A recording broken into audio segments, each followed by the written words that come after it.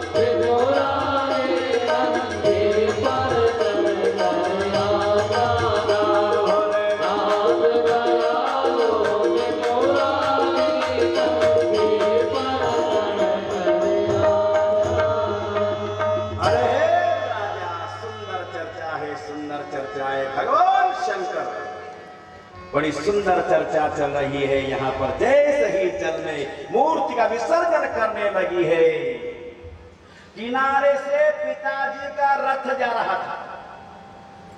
सैनिकों ने कहा, महाराज आपकी बेटी उमा, नहीं नहीं वो तपस्या, अरे वही है।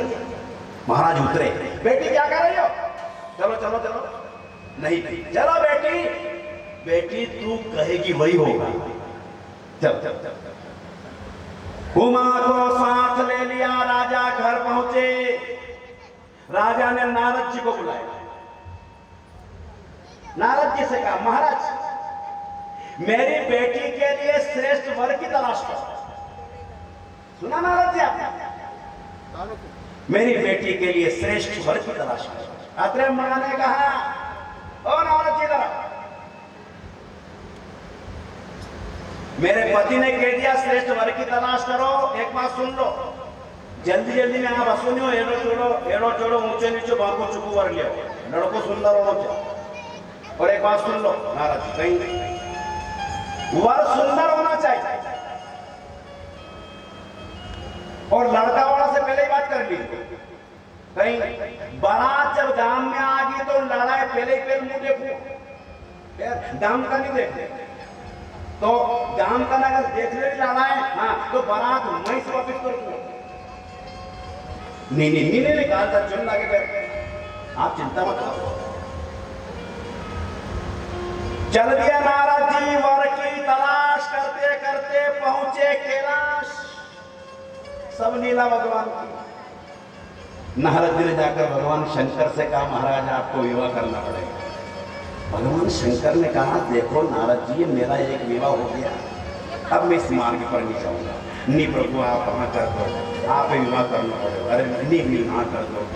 तो नारद जी से भगवान शंकर ने की, तुम हाँ करा रहे हो, मुंह हाँ भी कर दूंगा तो बताओ नारद जी मुंह कौन देगो? तो नारद जी ने कि आप तो हाँ कर दो, सब काम तैयार है। काम राजा हिमाचल की बेटी उमा, उमा का नाम सुनते ही भगवान शंकर समाधि में चले गए हैं। भोलानाथ मन ही मन विचार करने लगे हैं, मेरी बिना आज्ञा के सती पहुंच जा गई थी उस यज्ञ मंडप में और रुदन करते करते पश्चाताप में चलने लगी है। मैंने मेरे पति की बात को नहीं माना है, ये शरीर उनके निकट ले जाने के योग्य नहीं हूं। तो ये मन ही मन सोच करके सती ने ये निर्णय कर लिया था कि जिस शरीर ने मेरे पति का अपमान कर दिया हो, ये उनके पास जाने के योग्य नहीं है। अब सती मुझे फिर प्राप्त करने के लिए नवीन जीवन प्राप्त करके आ रही है। अब मुझे मना नहीं करना चाहिए। तुरंत भगवान शंकर ने सोच करके दिया, नारद जी मुतैया कर। पर एक शर्त मारी, क्या मारे कहीं भी नीचे मारा के लिए जो बाराती जाएगा ना ढंग ढंग से जिमाना पड़ेगा। तो नारद जी ने कहा, आप चिंता क्यों करूं, मैं तो हूं। अब अपना नारद जी आने मालूम के भूत प्रेत का टाला भरने जाएगा, वही खबर हो। लगन निकलवा लिया, दोनों जगह विवाह की तैयारियां प्रारंभ हो गई, पत्रिकाएं बटने लगी।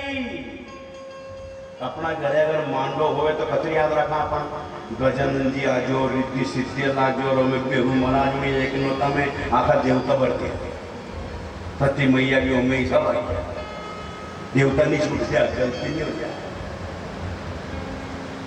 शंकर भगवान ने सबसे पहली पत्रिका किसको दी?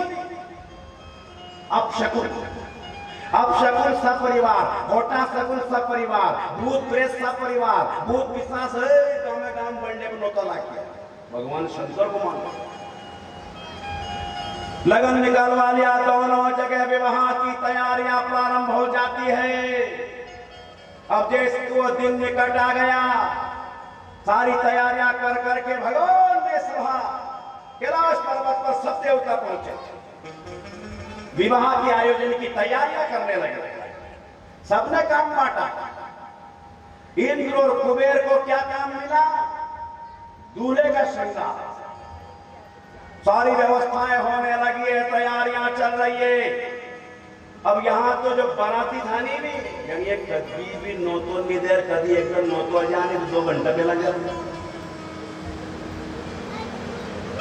अब सारे घरी नौतो दे उतरे तो 2 दिन पहले ही कैलाश पर्वत पर विवाह की तैयारियां प्रारंभ हो जाती है। अब कुबेर और इंद्र चले आभूषण लेकर भगवान शंकर का श्रृंगार करने।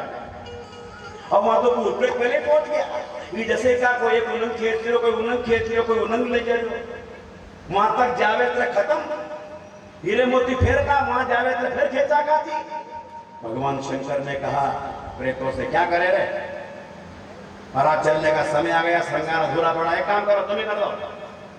एक प्रेतनी रखोड़ो ले स्मशान से भस्म ले आई।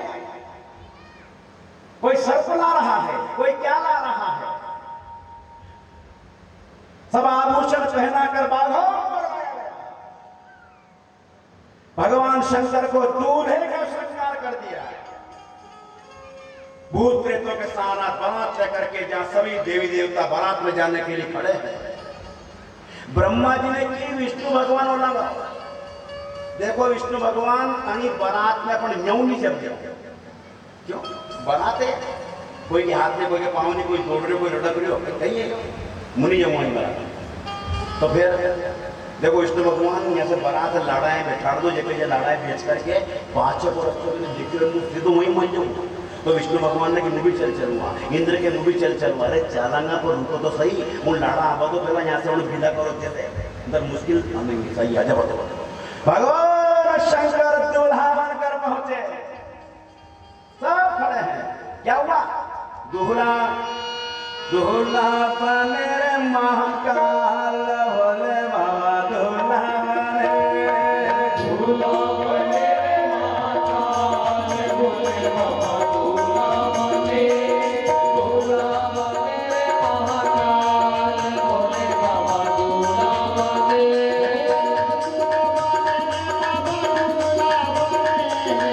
दूल्हा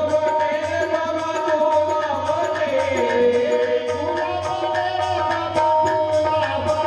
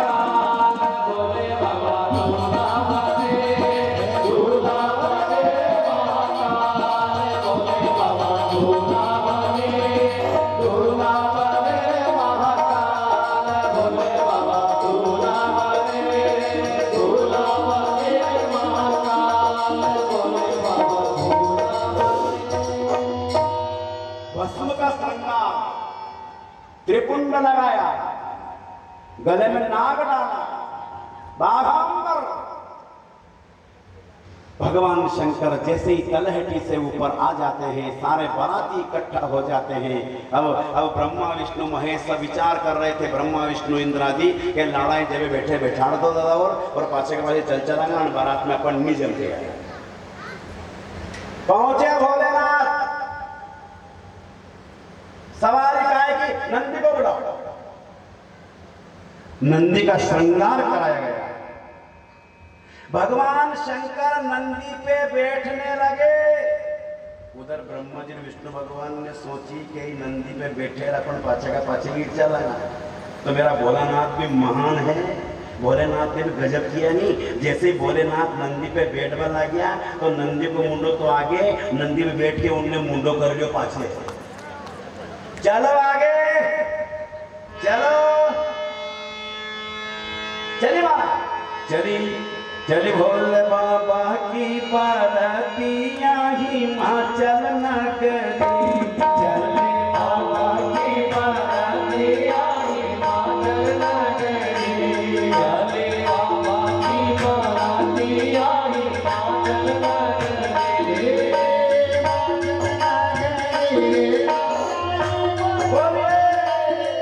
हिमाचल नगरी को राजा चले बाबा की बारातिया हिमाचल नगरी। चले बाबा की बारातिया हिमाचल नगरी। दूल्हा बन गए भोले भंडारी, तन पर भस्म रमाए। दूल्हा बन गए भोले भंडारी, तन पर भस्म रमाए। दूल्हा बन गए भोले भंडारी, तन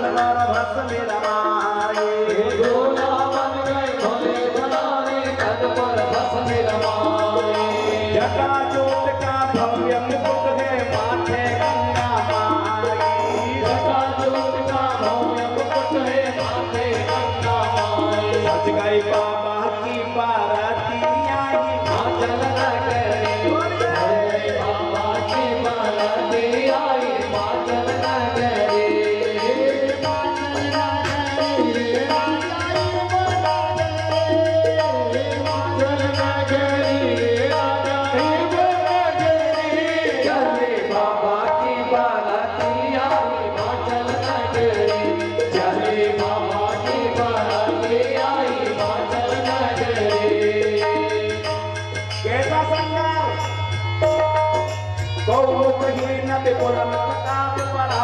बनकर आए कोई मुतहीन बिल्कुल मुक्ता हो राते बनकर आए।